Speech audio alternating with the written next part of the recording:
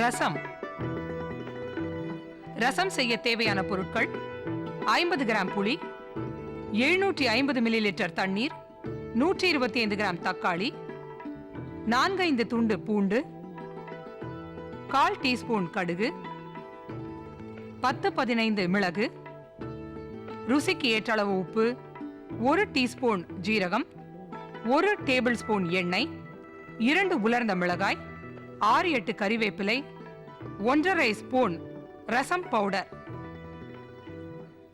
750 millilitre தண்ணீரை 1/2 லிட்டருக்கான அகண்ட பாத்திரத்தில் ஊற்றி புளியை 100 பவரில் 5 நிமிடத்திற்கு கொதிக்க விடவும்.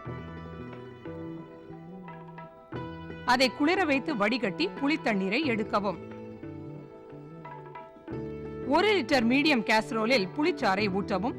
அதில் தக்காளி, உப்பு, பூண்டு, மிளகு மற்றும் ஜீரகத்தை போட்டு மைக்ரோவேவில் 5 நிமிடத்திற்கு 100% பவரில் சூடாக்கவும்.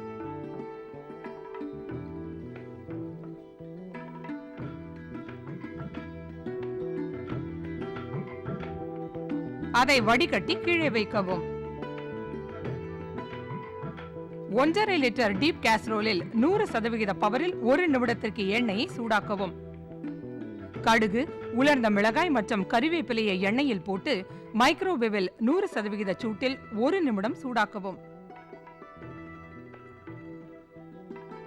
வடிகட்டிய புளிசாறையும் 500 மில்லிலிட்டர் தண்ணீரையும் ரச பவுடரையும் சிறிதளவு உப்புடன் சேர்க்கவும்.